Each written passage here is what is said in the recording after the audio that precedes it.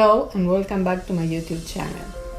We are finally in a third class of our tutorial about making hybrid layouts, and now that you have prepared everything on your computer, you have to print the elements and the backgrounds.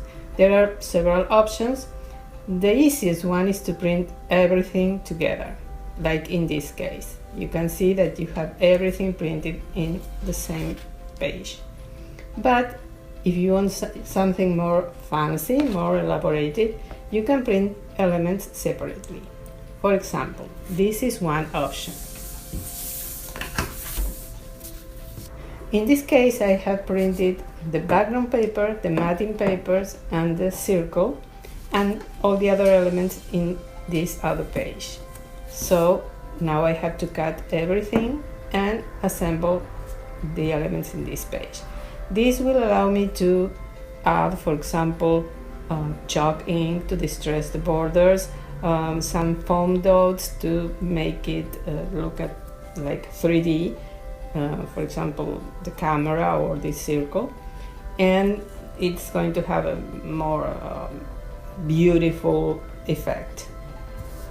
The other way is to print less elements. For example, I have printed in this case the background, the other background paper, the matting papers, and these other elements. And in another page I printed the rest, the remaining elements and the picture. I did this because I want to add something to this circle, and I want to show you that you can do that. I'm going to add a doily, for example. This is going to go here.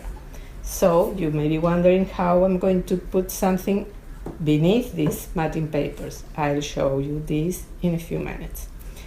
Now I'm going to cut everything, and I'll be right back because I don't need to teach you how to cut paper, and you will see how we are going to assemble all the elements I printed. I'll be right back. Okay, now we are back with all the elements have been cut and added to the different options. This is the first option, nothing added, nothing cut, just everything printed. It's for you to see how it looks when it's done. I choose this option for those pictures that are not very important. I have boxes and boxes of pictures, and some of them are not really beautiful, but I can't part with them. So I use this kind of option because I can finish one layout like this in about 30 minutes, more or less. The second option is this one. In this case, as you can see, I added the main background paper that acts as a border. I distressed it with chalk ink like I did with this background. I also distressed the stripes and the circle and this tag. I added foam dots to the circles with the hearts and to the camera for a 3D effect. And that's mainly all I did, and it looks, for me, it looks really great. I really like it. But we can do something more fancy, and that's the third option. And as you can see, I added the doily, and again I added foam dots to these elements and distressed all the other stuff. But to add this circle and doily under the matting papers and the picture, what I did was to cut the borders of these elements with the X-Acto knife or a cutter, and that allows me to place the other embellishment under it. This is really more elaborate and looks very beautiful, but I would use this option only when the picture is really important, really beautiful, and you need to showcase it in a more fancy or elegant way.